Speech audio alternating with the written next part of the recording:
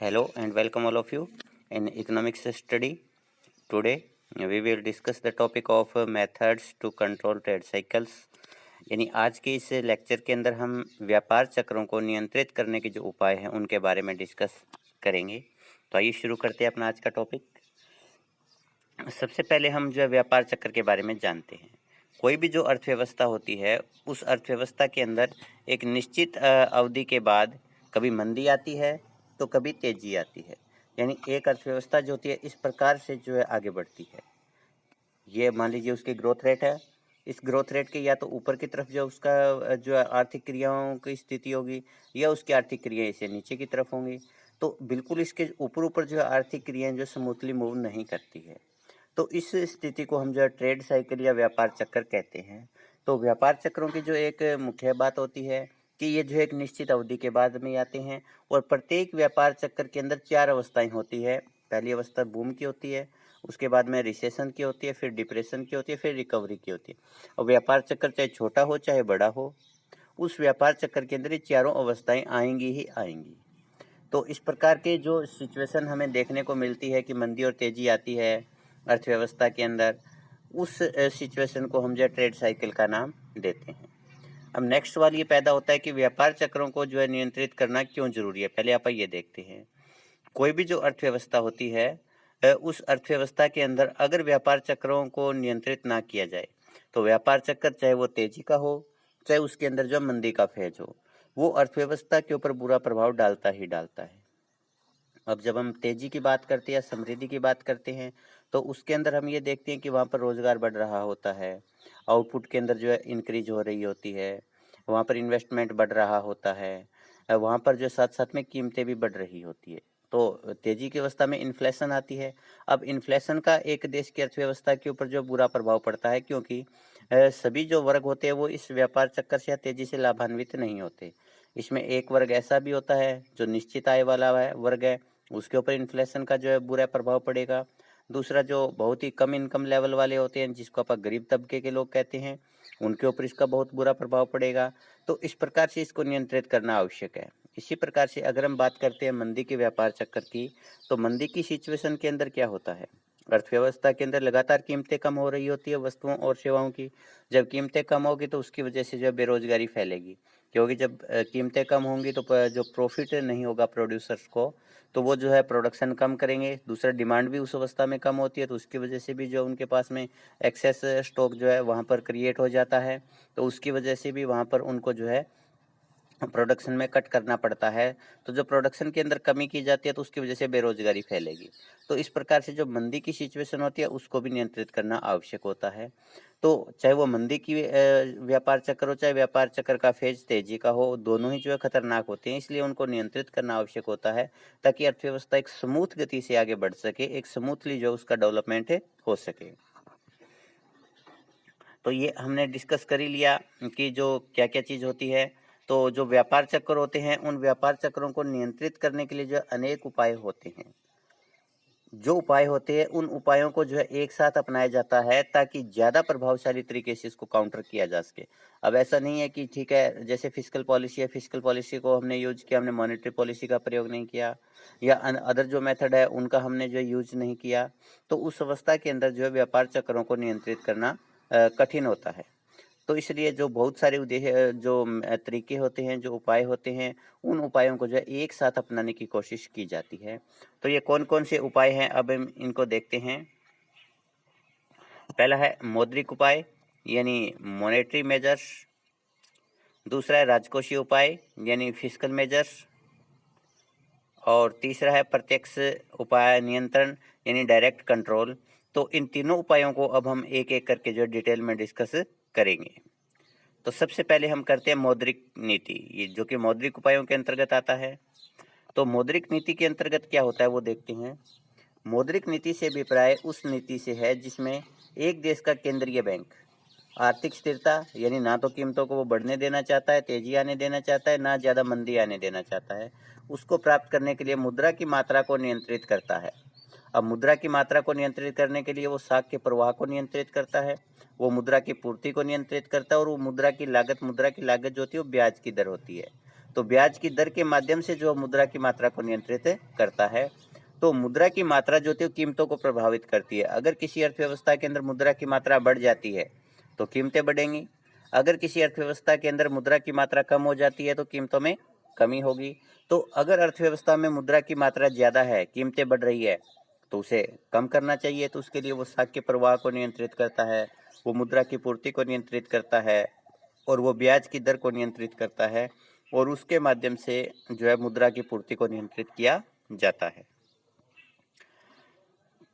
तो अब ये जो मौद्रिक नीति होती है, मौद्रिक नीति का जो प्रयोग है वो मंदी की अवस्था में भी किया जा सकता है और मौद्रिक नीति का प्रयोग जो वो तेजी की अवस्था में भी किया जाता है। तो अब हम एक एक करके इनको डिस्कस करते हैं। पहले हम देखेंगे कि मंदी की अवस्था में किस प्रकार से मौद्रिक नीति के माध्यम से इसको मंदी को नियंत्रित किया जाता है और अगर अर्थव्यवस्था में तेजी है तो तेजी को जो है किस प्रकार से मौद्रिक नीति के माध्यम से नियंत्रित किया जाता है। तो पहले मंदी की अवस्था और मौद्रिक नीति।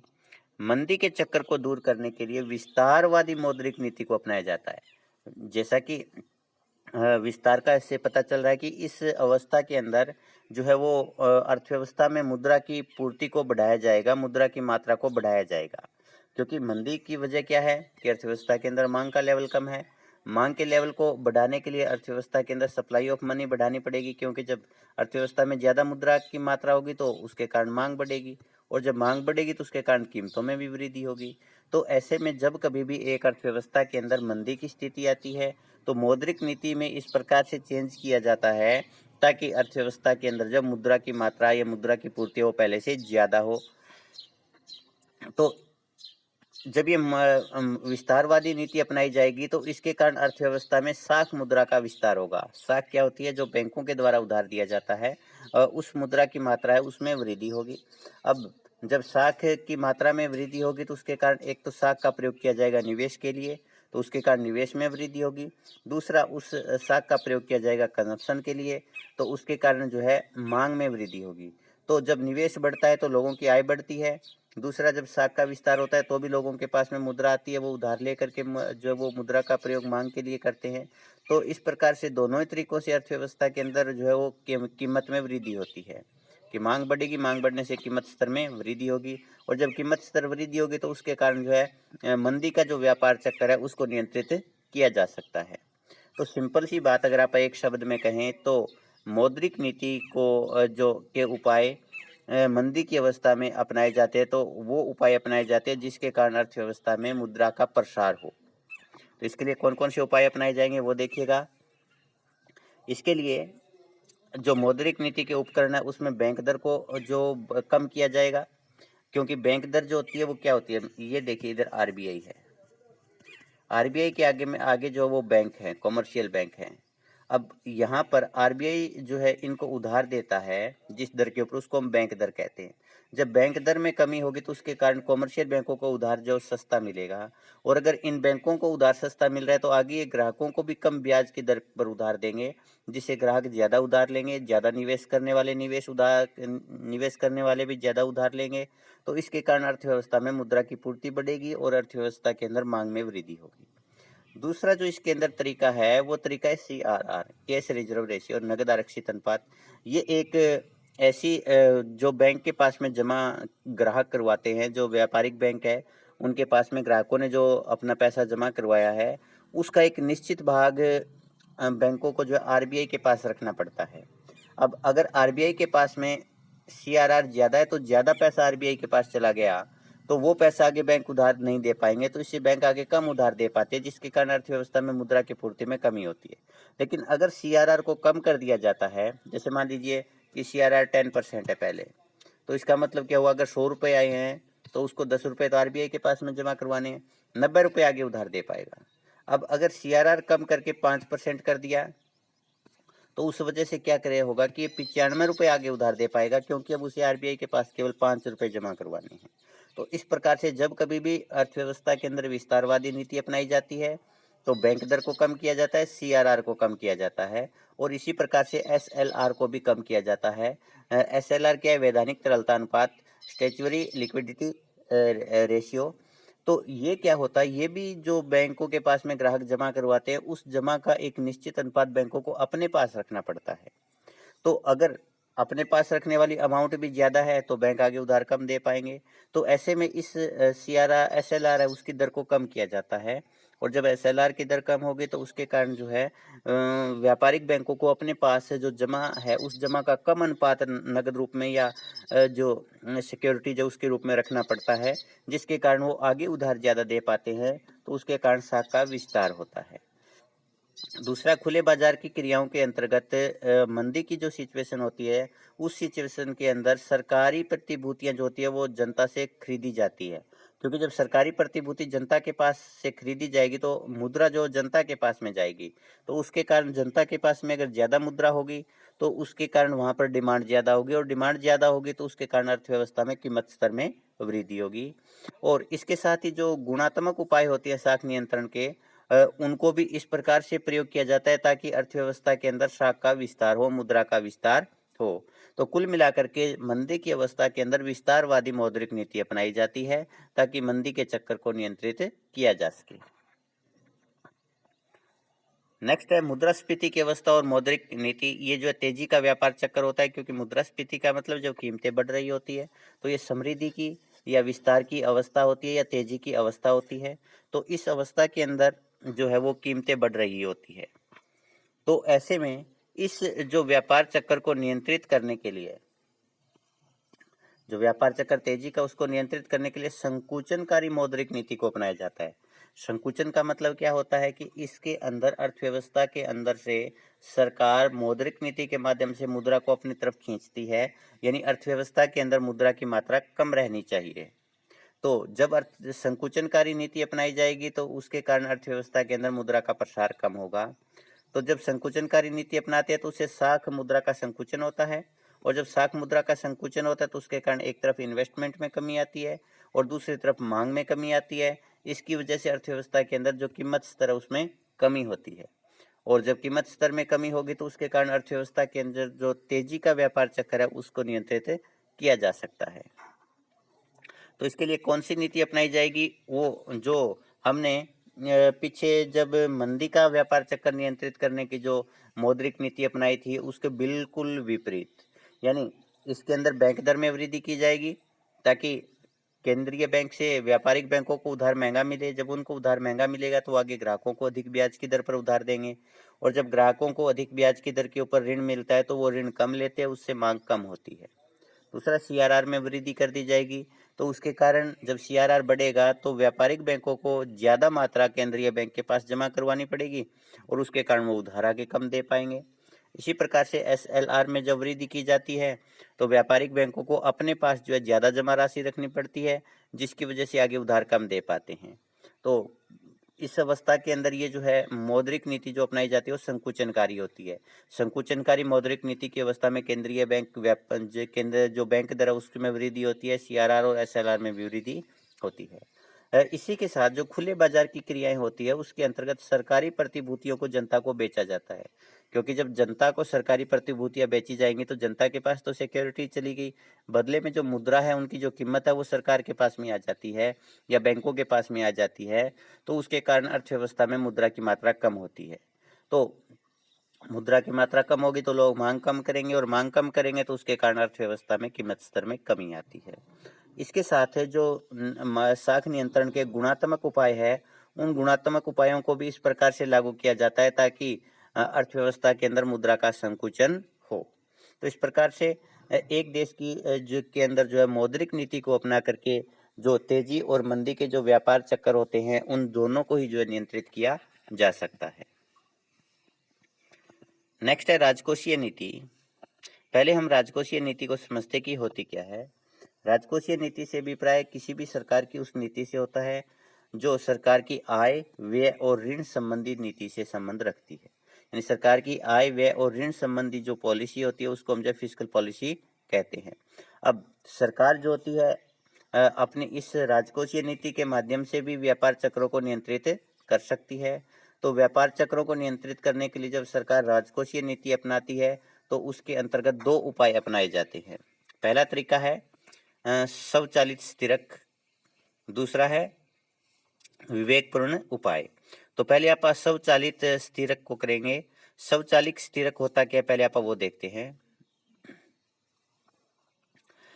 स्वचालित का मतलब कि अपने आप चलने वाला, स्थिर का मतलब जो व्यापार चक्र को स्थिर रखेगा, यानी ना तो कीमतों में तेजी होने देता है ना कीमतों में मंदी होने देता है। तो कुछ ऐसी गतिविधियां होती है गवर्नमेंट की राजकोषीय नीति से संबंधित, जिसके कारण ऑटोमेटिकली जो है कीमत स्तर में ना तो वृद्धि हो पाती है और ना ही कीमत स्तर में कमी हो पाती है। तो जैसा कि नाम से ही पता चल रहा है, इसमें वे उपाय शामिल होते हैं जो अपने आप इस प्रकार से अर्थव्यवस्था में परिवर्तन लाते हैं कि व्यापार चक्र को रोक देते हैं। तो इसमें वे उपाय शामिल होते हैं जिससे आय का प्रवाह है जनता और फर्मों से सरकार के बीच में होता है, कि चाहे वो टैक्स के रूप में हो चाहे ऋण के रूप में हो, किसी भी तरीके से हो, और उसमें इस प्रकार से परिवर्तन होते रहते हैं कि ये जो व्यापार चक्रों को रोक देते हैं। तो ये जो स्वचालित परिवर्तन होते हैं, ये परिवर्तन जो होते हैं इसके अंतर्गत दो उपाय शामिल होते हैं। पहला इसके अंतर्गत जो उपाय शामिल है वो प्रगतिशील कर यानी प्रोग्रेसिव टैक्स। दूसरा जो उपाय है बेरोजगारी बीमा। तो अब हम इनको एक एक करके डिस्कस करते हैं। प्रगतिशील जो है कर है, उस अवस्था में व्यापार चक्र जो किस प्रकार से नियंत्रित किया जाता है। तो प्रगतिशील कर और व्यापार चक्र। प्रगतिशील कर वे कर होते हैं जिनमें आय के स्तर में बढ़ने के साथ साथ कर की दर में वृद्धि हो जाती है और आय के स्तर के कम होने पर कर की दर कम हो जाती है।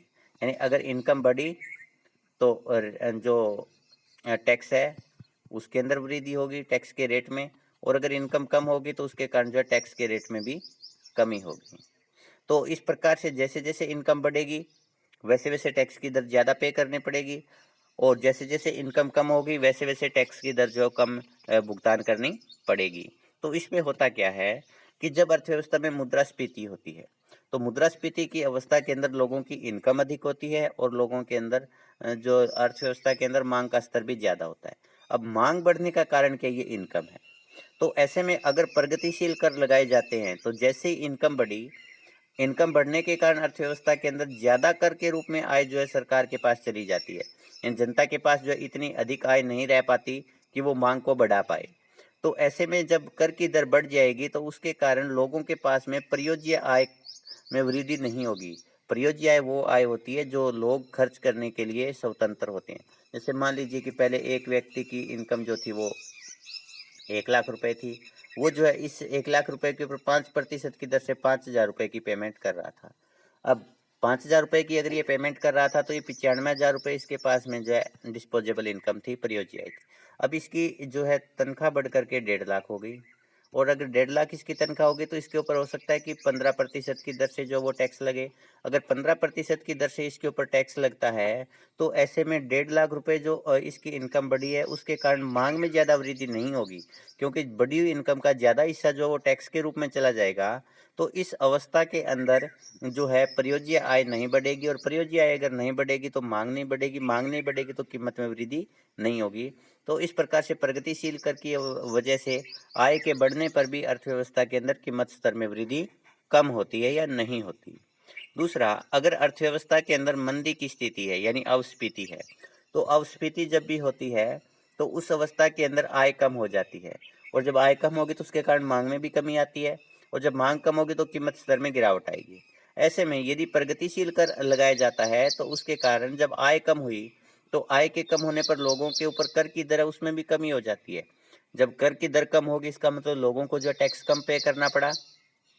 अब टैक्स कम पे करना पड़ा इसका मतलब लोगों के पास में खर्च करने के लिए इनकम बढ़ जाती है, प्रयोज्य आय बढ़ जाएगी, और प्रयोज्य आय के बढ़ने पर मांग बढ़ेगी, और मांग के बढ़ने से कीमत स्तर में वृद्धि होगी, और जब कीमत स्तर बढ़ेगा तो उसके कारण अर्थव्यवस्था में जो मंदी का चक्कर है वो नियंत्रित हो जाएगा या मंदी जो अर्थव्यवस्था से दूर हो जाएगी। तो प्रगतिशील कर जो होते हैं वो आय के बढ़ने पर मांग को बढ़ने नहीं देते, क्योंकि प्रयोज्य आय में ज़्यादा वृद्धि नहीं होती, और आय के कम होने पर वो मांग को कम नहीं होने देते, क्योंकि प्रयोज्य आय में ये कमी नहीं होने देते, क्योंकि जैसे इनकम कम हुई टैक्स की दर कम हो जाएगी तो लोगों को कम टैक्स भुगतान करना पड़ेगा, तो उनके पास खर्च करने के लिए इनकम पहले जितनी या पहले से भी ज़्यादा रह सकती है। तो इस प्रकार से ये जो प्रगतिशील कर होते हैं जब ये लागू होते हैं अर्थव्यवस्था के अंदर तो अपने आप इस प्रकार से परिवर्तन करते रहते हैं कि अर्थव्यवस्था के अंदर मंदी और तेजी को नियंत्रित किया जाता है। नेक्स्ट है बेरोजगारी बीमा।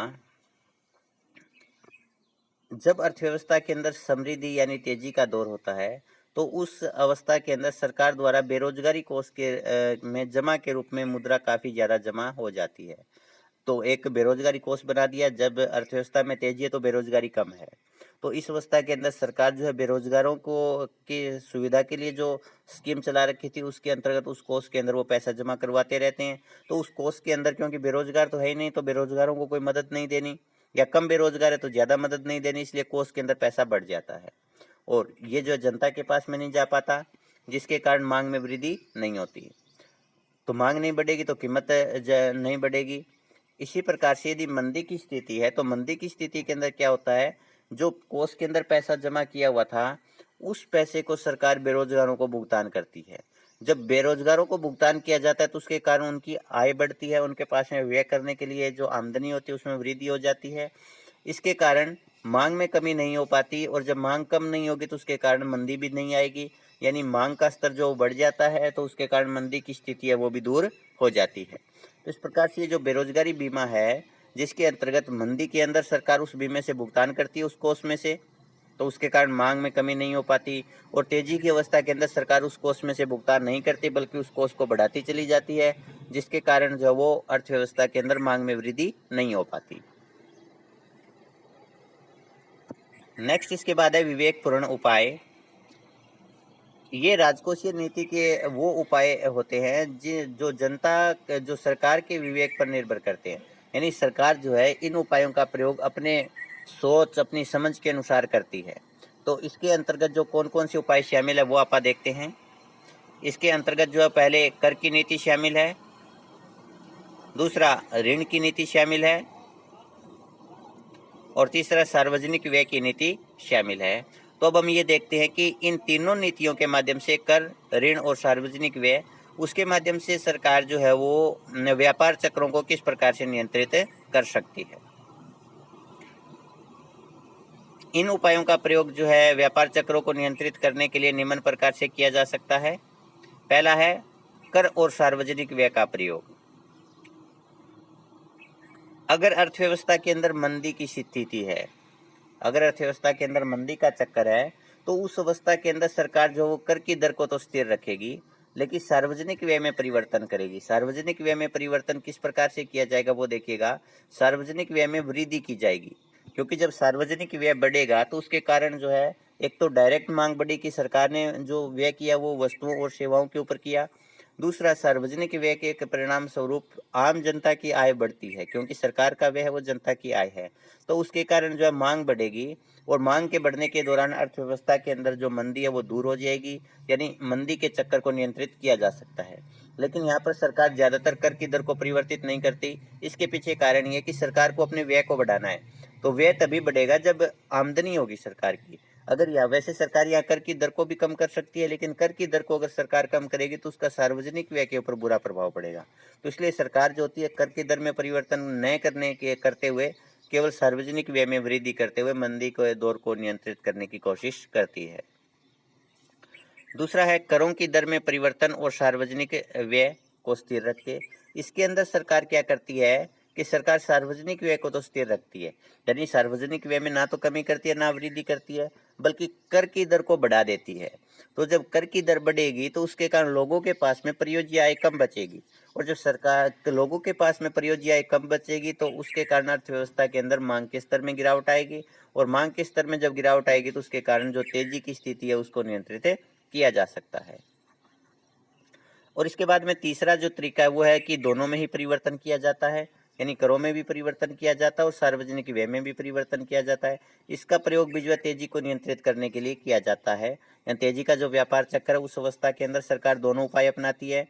एक तो करों की दरों में वृद्धि करेगी, साथ में सार्वजनिक व्यय में कमी करेगी। तो इसके कारण जो है वो एक तरफ तो करों में वृद्धि करने के कारण लोगों के डिस्पोजेबल इनकम में कमी आती है तो मांग कम होती है। दूसरी तरफ जब सरकार व्यय कम करती है तो उससे लोगों की आय में कमी होती है, तो उसके कारण भी मांग में गिरावट आती है। तो इस प्रकार से सरकार जो होती है तेजी को नियंत्रित कर सकती है। इसके बाद है सार्वजनिक ऋण। सार्वजनिक ऋणों का प्रयोग भी सरकार जो है मंदी और तेजी को नियंत्रित करने के लिए कर सकती है। जब अर्थव्यवस्था में मंदी होती है, मंदी का मतलब क्या है कि जो मात्रा है मुद्रा की वो कम है, अब ऐसे में सरकार को अगर मंदी को नियंत्रित करना है तो इस मात्रा के अंदर वृद्धि करनी चाहिए। तो इसमें वृद्धि करने के लिए सरकार को सार्वजनिक ऋणों को कम करना चाहिए, यानी सरकार ने पहले जनता से ऋण ले रखे उनका भुगतान करना चाहिए, और जब उनका भुगतान सरकार करेगी तो जनता के पास में जो है मुद्रा जाएगी, और जब जनता के पास में मुद्रा अधिक होगी तो वह मांग का स्तर बढ़ेगा, और मांग के स्तर के बढ़ने से मंदी जो वो दूर हो जाएगी। दूसरा, सरकार को जनता से नए ऋण भी नहीं लेने चाहिए, क्योंकि अगर सरकार ने ऋण ले लिए तो उसके कारण लोगों के पास मुद्रा की मात्रा कम हो जाएगी। तो मंदी की अवस्था में सरकार को जो सार्वजनिक ऋण की नीति का प्रयोग करते समय ध्यान रखना चाहिए कि ना तो नए ऋण ले और पुराने ऋणों का भुगतान है वो तुरंत करना चाहिए। अगर अर्थव्यवस्था में तेजी है तो तेजी को नियंत्रित करने के लिए सरकार को पुराने ऋणों का भुगतान करने में देरी करनी चाहिए, क्योंकि तेजी का मतलब क्या है, मात्रा मुद्रा की ज्यादा है जनता के पास, और अगर सरकार जो है ये ऋण चुकाने में देर करती है तो इसके कारण जनता के पास में और ज्यादा वृद्धि नहीं होगी मात्रा में। अगर सरकार इसको तुरंत चुका देती है तो ये मुद्रा की मात्रा और बढ़ जाएगी, जिससे कीमत स्तर और ज्यादा बढ़ेगा। तो ऐसे में सरकार को पुराने ऋणों का जो भुगतान नहीं करना चाहिए, उनमें का भुगतान करने में देरी करनी चाहिए, विलंब करना चाहिए, और इसके साथ ही सरकार को नए ऋण ज़्यादा लेने चाहिए ताकि ये मुद्रा की मात्रा कम हो। और जब ये मुद्रा की मात्रा जनता के पास कम होगी तो उसके कारण जो है अर्थव्यवस्था में कीमत स्तर में गिरावट आएगी, और जो तेजी का व्यापार चक्र है उसको नियंत्रित करने में मदद मिलेगी। इसके बाद है प्रत्यक्ष नियंत्रण। इसके अंतर्गत जो है सरकार अनेक उपाय अपना सकती है, जिसके तहत जो है वो प्रत्यक्ष नियंत्रण के अंतर्गत पहला जो उपाय है वो है कीमत नियंत्रण। कीमत नियंत्रण, इसमें सरकार क्या करती है, जो तेजी की अवस्था होती है तो तेजी की अवस्था के अंदर सरकार जो अनिवार्य वस्तुएं होती है जिनका प्रयोग आम जनता करती है उनकी अधिकतम कीमत तय कर देती है कि ज़्यादा से ज़्यादा जो एक दुकानदार है उसकी कीमत जो है ये ले सकता है, इससे ज़्यादा कीमत नहीं ले सकता। तो जब अधिकतम कीमत तय कर दी जाती है तो उसके कारण कीमत स्तर में जो है वृद्धि नहीं हो पाती, और जो तेजी का व्यापार चक्र है उसको नियंत्रित किया जा सकता है। दूसरा, अगर अर्थव्यवस्था के अंदर मंदी की स्थिति है तो उस अवस्था के अंदर कीमत समर्थन नीति अपनानी चाहिए। तो इसमें सरकार विशेष रूप से जो कृषि उत्पाद होते हैं उनके लिए एक न्यूनतम कीमत निर्धारित कर देती है। अगर कीमत उस न्यूनतम कीमत से भी कम हो जाती है तो इस अवस्था के अंदर सरकार उस प्रोडक्ट को खरीदती है, और अगर बाजार में कीमत सरकार द्वारा निर्धारित कीमत से ज़्यादा है तो वहाँ पर जो है सरकार सामान नहीं खरीदती, क्योंकि सरकार कीमत बढ़ाना चाह रही थी, इसलिए सरकार कम कीमत पर नहीं खरीदेगी बल्कि बाजार को उस सामान को खरीदने के लिए स्वतंत्र छोड़ देगी जो सरकार से ज़्यादा कीमत दे करके जो उत्पाद को खरीदना चाहते हैं। तो कीमत समर्थन नीति के माध्यम से भी मंदी को नियंत्रित किया जा सकता है। आगे गुणवत्ता नियंत्रण है। गुणवत्ता नियंत्रण के अंदर पहला है राशनिंग। राशनिंग के अंतर्गत क्या होता है कि अगर मंदी की स्थिति होती है तो सरकार प्रत्येक व्यक्ति के लिए वस्तुओं की मात्रा का कोटा फिक्स कर देती है, निर्धारित कर देती है। उस निर्धारित कोटे से ज़्यादा किसी को भी सामान खरीदने की अनुमति नहीं होती, जिसके कारण अर्थव्यवस्था के अंदर जो वो ये राशनिंग जो होती है तेजी को नियंत्रित करने के लिए की जाती है।